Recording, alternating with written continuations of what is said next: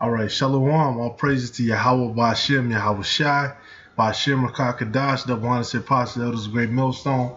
Peace and salutations to you sincere brothers out there pushing the truth across the four corners of the earth in sincerity, risking your lives to do so, man, because you still got a lot of, the head apostle kind of put out the order of the video. He, in his opinion, the elect are sealed. Which that may be the case. Somebody who's been in the truth 30 years is really in touch with the spirit of Yahweh Ba'Shem Yahweh Shai. And so it's very important right now to stay on our toes, even though right now it's kind of quiet. Things have been going quietly, moving along. Not a lot of major events, but a lot of small things that build up to major events, as we can see.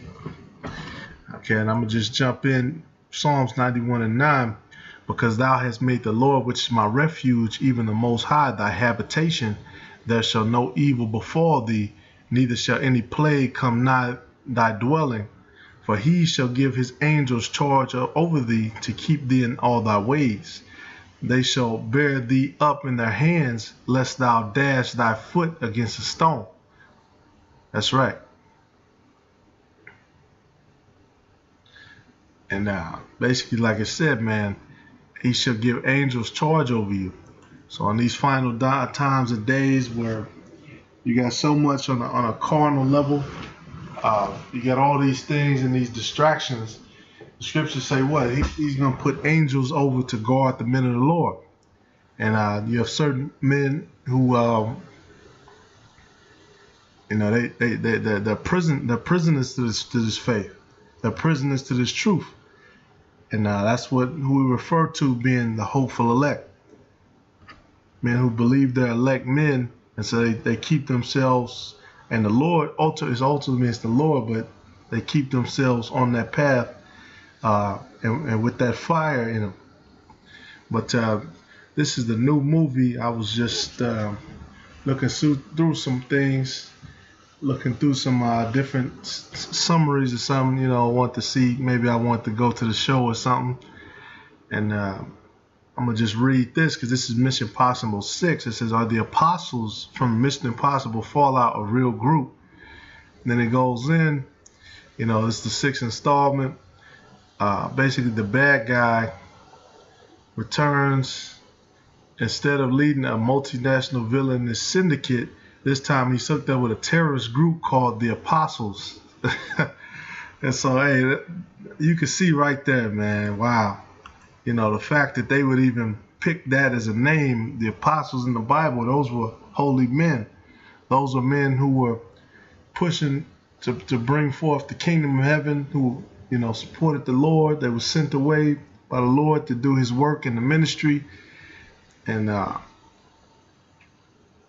these people in the Bible, man, these men in the Bible, their actions, their thoughts, they get no respect from these people.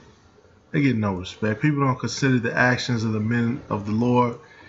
When they do things, they don't look at the lessons, the life and death situations that they had to endure. But they'll listen to your favorite rapper talk about shit that he never did, and continue to be, ignorant and stupid and set bad examples. But when it comes to showing the right thing, our people are foolish. Like the scriptures say, they have not known me. They have not known the Most High. So, of course, this world, Hollywood, they're running out of ideas. The only thing that's kept them afloat is the whole superhero thing. That's why they got that right now on full blast. They got all these superhero movies coming out, which that's something they took from the Bible. These people with spiritual power. Like I said, that's the only reason the only thing that kept Hollywood afloat this year is superheroes. But they're not gonna be able to keep that up, of course. But back to the article, he's hooked up with a terrorist group called the Apostles. They plan to hit the Vatican, Mecca, and Jerusalem. Okay, so 3 major religious cities or capital cities or whatever, in a simultaneous nuclear attack, believing the resulting chaos and terror will unite humanity in fear and lead to a new world order. Wow. Yeah. Ethan Hunt's mission showed he was accepted, stopped Larkin the apostles from acquiring 3 loads of weapons-grade plutonium. Oh, man. To pull off the apocalyptic scheme. But are the apostles from Mission Impossible Fallout real, or just a Hollywood mashup of headline fears, which that's exactly what it is, a Hollywood mashup. Okay, so they're going to put the apostles in. They're going to put in the whole threat of nuclear weapons, you know, because that's what the Bible talks about. That's what the apostles have preached for years, you know, and now that goes into, see, this is Esau's magic right here. It goes into, you know, they're going to go into all the different things that have been preached by the apostles. They're going to hit, what is it, the Vatican, Mecca, and Jerusalem, which these are all false gods, false religions. But that just goes to show you how they program people. They're programming people with this movie. Oh, a terrorist group that's trying to destroy. And then, of course, you know, they have compilations of all the videos. They watch every video and record shit and try to put together little compilations to try to demonize the truth and demonize the men of the Lord, which they've always done. But the scriptures say what? Blessed are you when men will curse and revile you for my name. So hey, it's just this is the, as you can see, the enemy is getting the bullshit together as we speak. They're getting the clips together, getting the story together, the angles together. You know, the elect are not going to be blinded because they can't be. The elect cannot be blinded. The elect are going to see through the bullshit. They're going to come to the truth. The 144,000 still are going to be sealed, but Esau is going to use this and other things to bring about the mark of the beast, which is the RFID microchip. And it says, unfortunately for all of us, there's some real world inspirations from the apostles, which that's a fucking trip that they would call the villains the apostles. Disturbing ideas. The idea of uniting humanity through a global apocalypse isn't new, right? And then, of course, they're going to go down the line. Oh, okay, here we go, skipping down. Apocalypse Sooners. Rapture Christians. End time heralds. Hey, so hey, come on. They're making they're sneak dissing basically the men of the Israelites. They're sneak dissing the men of the Lord, the prophets. They're sneak dissing us. They just put, you know, 3 little insults in there. Yeah, look at this. Apocalypse soon. Why are Christians so obsessed with end times? Then they got a poster up, kind of like we got.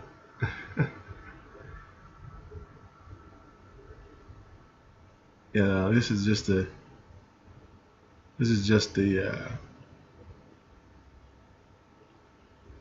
bullshit ass article. It said May 11, I observed that soon. What happens on that day? The universe will cease to exist, he explained, as calm as if he were delivering a weather forecast. Another sneak diss. I have to admit, I was hoping for something more dramatic. Boiling oceans, rains with fire, rivers turn to blood, that sort of thing. What happens if that day comes and you're still here? I persisted. I'll be in big trouble, he said calmly. So basically, it's some idiot. You got a lot of people who believe in the Bible, but they believe in these false prophecies that are given out by false teachers. You know, the men of the Lord, at least of Great Millstone, I'll say that because that's the group that the Lord is dealing with. We believe that we don't know the exact date that the Lord is going to come back. We don't know the exact date. We don't know the exact date when we'll be freed up. We don't know.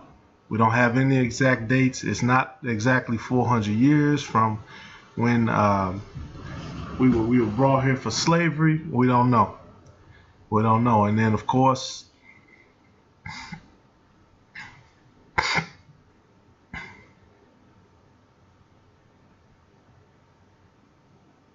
yeah, of course they go into scriptures and break down the scriptures completely wrong. This one is a witch hunt colonial preacher who wrote in 1692 to confidently predict the imminence of the millennium, a 1,000-year era in which Jesus would physically reign over the earth after triumphing in the Battle of Armageddon, which to an extent, that last part is true. That last part is true. He's going to reign. But we don't know, once again, the date.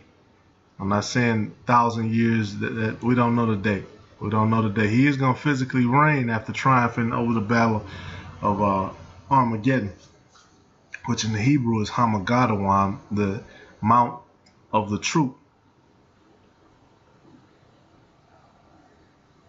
But going down through it, and of course, they quoted scriptures, and they misquoted scriptures.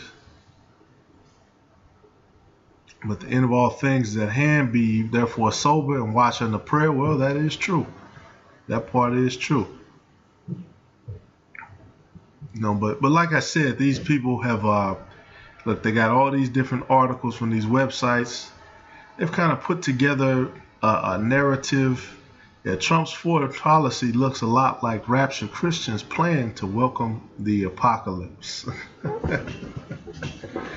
So, here's another buzzword for Israelites.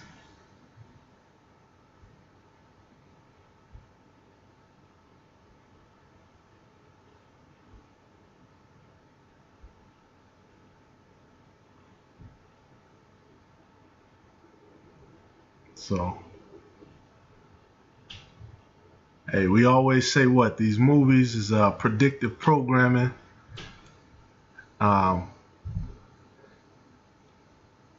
This is the beginning of what they're really going to do.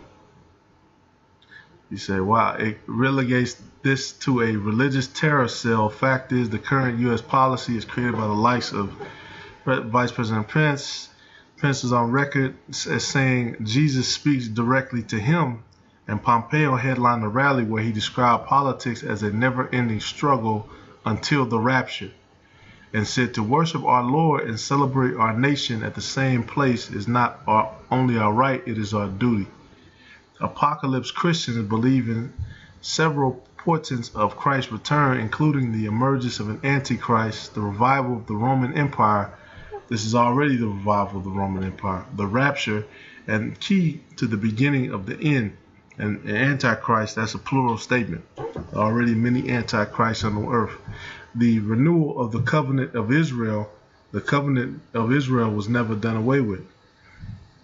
And the fact, once again, that's another buzzword, sneak this. Making potential catastrophic decisions based on hastening a religious prophecy, exactly what the apostles are all about.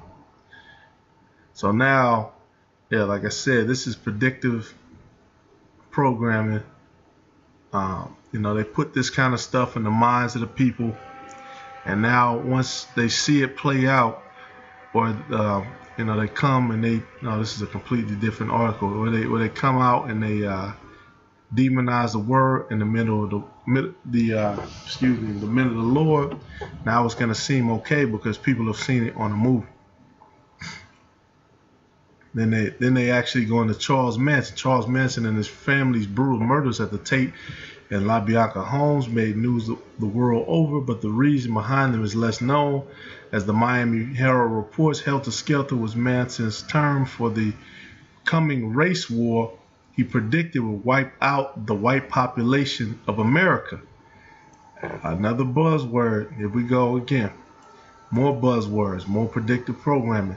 Leaving him, and these Edomites, who are in the know, who are juiced in, when they read this, they're supposed to pick up on these different things because they know, they kind of know. They definitely know who the men of the Lord are. They know about the Israelites, and they know about what they've signed up for. They've already made that deal with Satan.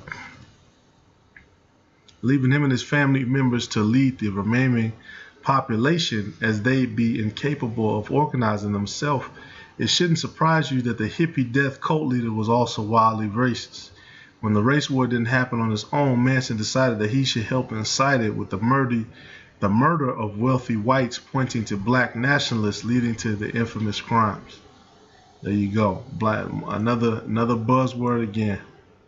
So